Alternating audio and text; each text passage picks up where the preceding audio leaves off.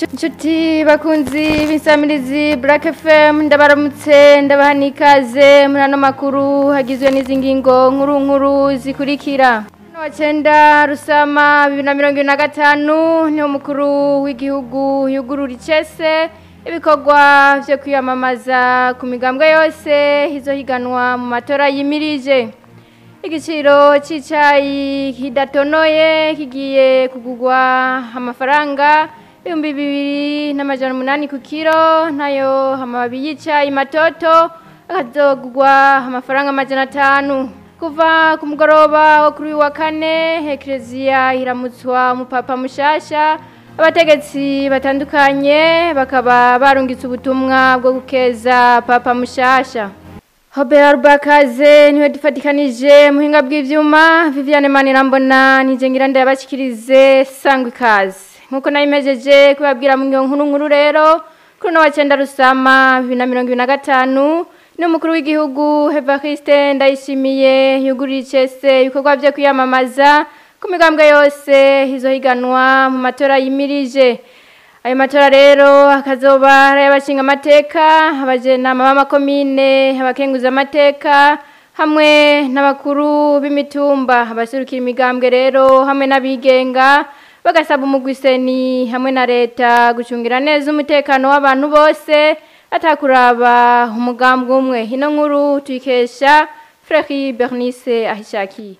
Ivyo birori vyo kugurura ibikorwa vyo kwiyamamaza bikaba vyatangujwe na defile ndende y'imigambwe itandukanye. Inyuma y'iyo defile hakaba havuzwe amajambo y'indongozi zitandukanye baba bigenga canke abaserukira imigambwe. Mu ijambo ry'ikaze rya buramatari w'intara ya Gitega Venama Nirambona avuga ko amatora meza atsimbataza demokrasi y'urunani. Yongera anashima kandi ko baba bigenga canke abaserukira imigambwe bose bariko bavyifatamo neza kuko bica bigaragaza urunani. Akaba yarangije yifuriza abanyamigambwe ndetse n'abigenga kuzogira amatora meza, amatora y'abavukanyi. Dieudonne Nahimana yaserukiye abigenga akaba yasavye umukuru w'igihugu Seni ndetse n'abajejwe intwaro nabo ko boserukirwa mu bibanza vy'amatora nk'uko bisanzwe bikorwa mu yindi migambwe. Yongera anasaba ko amahoro n'umutekano vyotsimbatara kuko ngo na demokrasi iriko irashika ku ntambwe ishimishije. Ngo dukomeze tunasenge kugira urugendo turimwo ntirusubire inyuma, twubaka Burundi buteye igomwe. Kubwa Nestor Girukwishaka nawe aserukira umugambwe SNL avuga ko bazogira imyiyamamazo bisunza amategeko agenga amatora. Yongera anasaba umugwiseni ko kwamushinga ijisho ku migwi ya Sepi na Sesi ntibazorenge ku vyo Seni izoba yashinze. Yongera asaba ko hocungerwa neza umutekano w'abantu bose atakuraba umugambwe. Mumenya ko ayo matora azotangura kuva ku igenekerezo rya 5 Ruheshi, ayo azoba ari abashinga amateka n'abajenama b'amakomine, nayo ay'abakenguza amateka akazoba kuwa 27 Mukakaro, asozegwe n'abakuru b'imitumba kuwa 25 Myandagaro 2025. Igiciro c'icayi kidatonoye kigiye kugwa amafaranga 2,800 ku kilo, nayo ikiro c'amababi y'icayi matoto naco kigugwe amafaranga 500 y'amarundi. Ivyo rero bikaba hari vyapfundikiwe mu namanshikiranganje yo kuwandwi Rusama yabereye Gitega ku mugwa mukuru wa politike. Jerome Niyonzima umunyamanga mukuru wa leta y'u Burundi ndetse akaba n'umuvugizi wayo akabamenyesha kandi ko ishingwa ry'igiciro riba rishimikiye ku bintu byinshi. Tega yompi Jerome Niyonzima. Ubw'icenda n'urwandiko rwerekeye ishingwa ry'igiciro c'ikiro c'ikawa idatonoye n'icamababi matoto y'icayi twashikirijwe n'umushikiranganje w'ibidukikije, uburimyi n'ubworozi. Iryo shingwa ry'igiciro rifatira ku bintu byinshi. Aha twovuga nk'umwimbu uba witezwe, uvuga nk'ubwiza bwawo, ikizova mu bimaze guhingurwa, ivyo iryo hingurwa risaba, ukugena amafaranga mvamakungu avunjwa yashize mu marundi n'ibindi. N'amashikiranganje imaze kwihweza ibyo biharuro nyene vyakozwe, ikaraba n'ivy'uwo rwandiko rushikiriza, yashinze ko igiciro c'ikawa idatonoye cogugwa amafaranga ibihumbi 2,800 y'amarundi. Ikiro c'amababi y'icayi matoto naco kikagugwa amafaranga 500 y'amarundi. Mu vyasabwe hakaba harimo ibi bikurikira. Bwa mbere, kubera ko bari n'ikawa bahurikiye mu makoperative, mu gutunganya inama nabo nyene boba barimwo kugira ngo bagire ijambo mu gushinga igiciro kandi bibe mu muco. Bwa kabiri, kuvyerekeye icayi no gukora ibishoboka vyose kugira ngo igiciro c'icayi kimenyekane neza, hamwe rero n'uburyo bukenerwa mu kugihingura kugira ngo ico giciro gishingwe mu muco, umurimyi n'ikigega ca leta barongere akoyoko bose. Bwa gatatu, ugushiraho igisata kijeje gucungera no gukurikiranira hafi ibiterwa njabukamazi muri rusange. Jerome Niyonzima, umunyamabanga wa leta akaba n'umuvugizi wayo, ngo kuja mu makoperative ni ubwigenge bw'umurundi wese, ariko kandi ngo bo kwihutira kuyandikisha mu ishiramwe Hanakobe kugira ngo bakingigwe. Ivyo rero bivugwa na Martin Niteretse, umushikiranganje mu vyajejwe harimo iterambere rusangi. Hakaba hari kuri no wa gatandatu Rusama aho yari umutumire mu nama nshinga amateka. Martin Niteretse agahimiriza abibaza.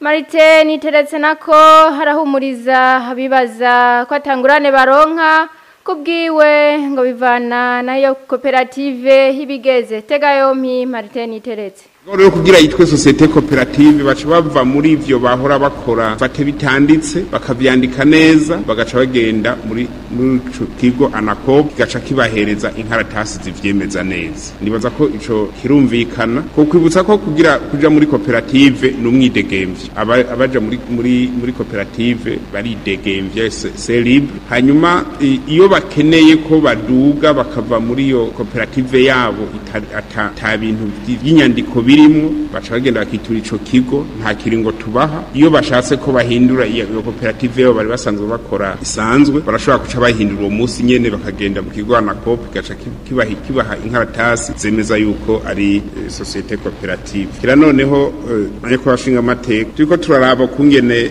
ibikorwa bigenda, benshi barifuza ko bahindura bave muri cooperative isanzwe bongere bace baja muri societe cooperative kuko harimo uburusho bwinshi cyane bufatiye nubwo bariko baravuga ati nta ngurane baronka.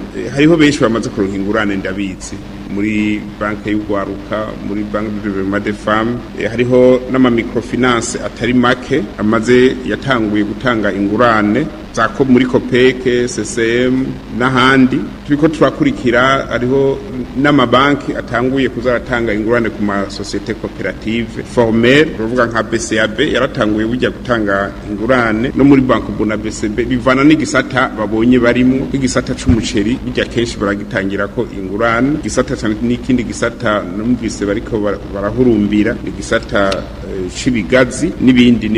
Nibaza ko bafise amakenga ati tumenga nta ngurane batanga, kenshi bivana naho ubugeze ku rugero ubugeze ko ari societe cooperative yemewe n'amategeko iri cyane mu rwego rwo kugwiza umwimbu. Bararaba neza ibyo bikorwa uri kurakora kabiha agaciro kavyo, ingurane bakazitanga. Gusa ingurane batanga muri iki gisata singurane z'umwanya muremure. Martin Niteretse, umushikiranganje w'intwaro yo hagati mu gihugu. Okuva ku mugoroba wo kuri wa kane Ecclesia Katolika iramutswa umupapa mushasha Cardinale Roberto Francis Prevost akomoka muri leta zunze ubumwe za Amerika. Akaba ariwe abakardinale baraye batoye. Akanyamuneza rero akaba ariko karanga abakristu bari barindiranye igishika hitogwa rya papa mushasha. Abategetsi batandukanye kw'isi harimo n'umukuru w'igihugu cy'u Burundi bakaba barungitse ubutumwa bwo gukeza papa mushasha. Nka Donald Trump wa Amerika yavuze ko Amerika iri mu munezero ntangere wo kubironse umupapa komoka muri ico gihugu. Agitogwa rero hakaba yacihitamo izina rya Leo wa 14 ko ariryo hazokwitwa. Idonido y'ubuzima bwiwe n'ivyamuranze tubibaze Fulgence Niyonemera.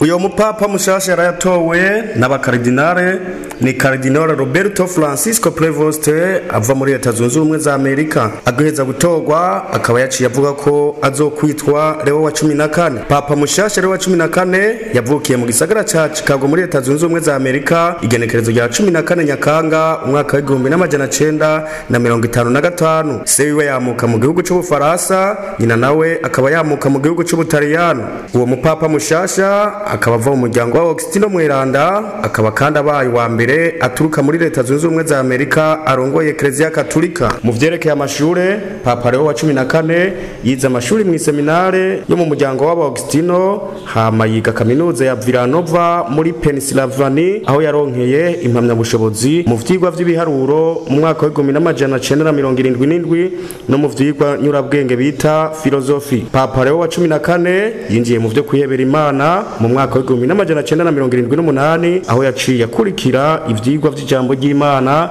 acaronka impamya bushobozi. Afise imyaka 27 akaba yaciye aja kubandaniriza amashuri Roma mu Butaliyano aho yaciye yigwa ivyigwa vy'amategeko ya Eklezia kuri Université Saint Thomas d'Aquin.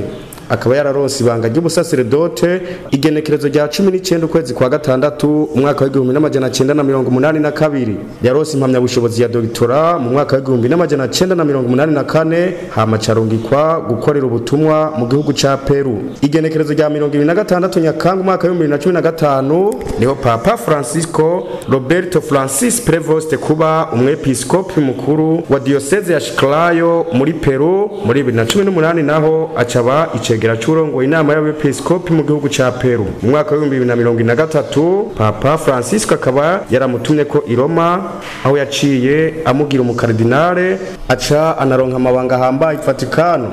Itorwa rya Cardinal Roberto Francis Prevost ngo babe papa rikaba ryatangaje benshi kubera ko atanigeze avugwa mu bashobora gutorwa ngo asubirire Papa Francisco. Iryo torwa ryiwe rikaba ryabaye mu gihe abakristo bese kwishi bari barindiranye gishika ugiye kuramutswa Eklezia Katolika nyuma yaho Papa Francisco yari yitabiye Imana. Papa Leo wa 14 azwi cyane mu kwicisha bugufi guhuza abantu. Abategetsi batandukanye kwisi bacumva iryo torwa ryiwe bakaba baramukeje cyane aho n'umukuru w'igihugu cy'u Burundi yamukeje ku izina ry'abarundi. Perezida wa Leta Zunze Ubumwe za Amerika Donald Trump nawe akaba yaranezerejwe n'itorwa rya Papa Leo wa 14 aho yavuze ko abanyamerika banezewe no kuronka umupapa yamuki wabo. Papa mushasha akaba yaratanze umuhezagirageza gutorwa ku bakristo sinzi bari barindiranye igishiko torwa ryiwe, akaba yabipfurije ko amahoro y'Imana yobana n'abantu bose kwisi. Mukamenya ko Papa Leo wa 14 agize umupapa wa 267 mu mateka ya Eklezia Katolika kandi akaba abaye umupapa wa mbere yamuka muri Amerika. Rero niho turangirije amakuru twari twabateguriye ariko kuboba bayafatiye hagati mu nkunde ndabibutsinga ngo nkuru zari ziyagize kuri no wa 9 Rusama 2025 n'umukuru w'igihugu yugurura icese bikorwa byo kwiyamamaza ku migambwe yose izohiganwa mu matora yimirije. Igiciro c'icayi kidatonoye kigiye kugurwa amafaranga 2,800 ku kilo n'amababi y'icayi matoto ku mafaranga 500. Kuva ku mugoroba kuri wa 4 Eklezia iramutswa umupapa mushasha. Abategetsi batandukanye bakaba barungitse ubutumwa bwo gukeza Papa mushasha. Ndabashimira cyane rero mwebwe mwese mwari muyateza abiri. Hobe Rubakaze niyo twari dufatikanije muhinga bw'ivyuma. Viviane Manirambona nayiko ndabashikiriza ndabike banure na huta. Black FM, the #1 hit radio station in Bujumbura.